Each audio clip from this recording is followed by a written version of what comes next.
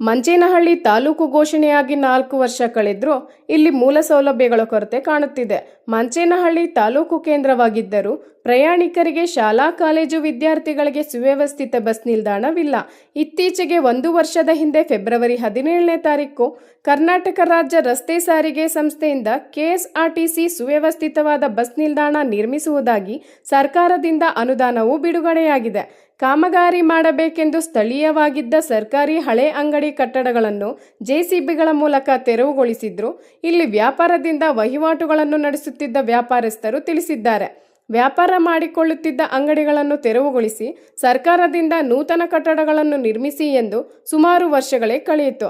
ಆದರೆ ಈವರೆಗೂ ನಮಗೆ ಯಾವುದೇ ಅನುಕೂಲ ಮಾಡಿಕೊಟ್ಟಿಲ್ಲವೆಂದು ತಮ್ಮ ಅಳಲನ್ನು ವ್ಯಕ್ತಪಡಿಸಿದ್ದಾರೆ. ಇಲ್ಲಿನ ಅಂಗಡಿ ಕಟ್ಟಡವನ್ನು ತೆರವುಗೊಳಿಸಿ ಸುಮಾರು ವರ್ಷಗಳೇ ಕಳೆಯಿತು. ಆದರೆ ಈವರೆಗೂ ಯಾವುದೇ ವ್ಯವಸ್ಥೆಗಳು ಮಾಡಿಲ್ಲ. ಮಾಡುತ್ತಿರುವ ವ್ಯಾಪಾರಗಳನ್ನು ಕಳೆದುಕೊಂಡು ಈಗ ನಮ್ಮ ಕುಟುಂಬಗಳು ಜೀವನ ಆಧಾರವಿಲ್ಲದೆ ಕಷ್ಟಗಳನ್ನು ಅನುಭವಿಸುತ್ತಿದ್ದೇವೆ ಎಂದು ತಿಳಿಸಿದ್ದಾರೆ. ಯಾರು ಬಂದರೂ ಯಾರು ಹೋದರೂ ಮಂಚೇನಹಳ್ಳಿ ಅಭಿವೃದ್ಧಿ ಇಲ್ಲ. ಸುವ್ಯವಸ್ಥಿತವಾದ ಬಸ್ ನಿಲ್ದಾಣವಿಲ್ಲ. ವ್ಯವಸ್ಥಿತವಾದ ಶೌಚಾಲಯವೂ ಇಲ್ಲ. ಸರ್ಕಾರಿ ಕಾಲೇಜುಗಳಿಲ್ಲ. ಉತ್ತಮ ಆರೋಗ್ಯ ಕೇಂದ್ರವೂ ಇಲ್ಲ. ಆರೋಗ್ಯ ಕೇಂದ್ರಗಳಲ್ಲಿ ನಮ್ಮ ಮಹಿಳಾ ವೈದ್ಯರಿಲ್ಲ. ಪ್ರತಿದಿನ ಬೆಳಗ್ಗೆ ಶಾಲಾ ಕಾಲೇಜು ಮಕ್ಕಳು, ಬೇರೆ ಬೇರೆ ಕೆಲಸ ಕಾರ್ಯಗಳಿಗೆ ಹೋಗುವ ಪ್ರಯಾಣಿಕರು ಕೂರಲು ಸ್ಥಳವಿಲ್ಲದೆ ನಡು ರಸ್ತೆಯಲ್ಲೇ ನಿಲ್ಲಬೇಕು.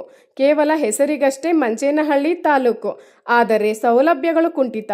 ಸಂಬಂಧಪಟ್ಟ ಶಾಸಕರು ಅವರ ಅನುದಾನಗಳಲ್ಲಿ ಸರ್ಕಾರದಿಂದ ಬಸ್ ನಿಲ್ದಾಣ ಕಟ್ಟಿಕೊಳ್ಳುವುದಾಗಿ, ಅಂಗಡಿಗಳಿಗೆ ಇರುವ ಹಳೆ ಅಂಗಡಿಗಳು ಕಟ್ಟಡ ತೆರವುಗೊಳಿಸಿ ಆದೇಶವಿದೆ ಎಂದು ಸ್ಥಳೀಯ ಮುಖಂಡರು ತೆರವುಗೊಳಿಸಿದ್ರು. ಆದರೆ ಈವರೆಗೂ ಯಾವುದೇ ನೂತನ ಕಟ್ಟಡ ನಿರ್ಮಾಣವಾಗಿಲ್ಲ. ಈಗಲಾದರೂ ಶಾಸಕರು, ಸಂಬಂಧಪಟ್ಟ ಸರ್ಕಾರ ಮಂಚೇನಹಳ್ಳಿ ತಾಲೂಕು ಸಮಸ್ಯೆಗಳನ್ನು ಗಮನಿಸಿ ಅಭಿವೃದ್ಧಿಗೆ ಕೈಜೋಡಿಸಬೇಕೆಂದು, ಜನಸಾಮಾನ್ಯರ ಸಮಸ್ಯೆಗಳನ್ನು ಆಲಿಸಬೇಕೆಂದು ಒತ್ತಾಯಿಸಿದ್ದಾರೆ.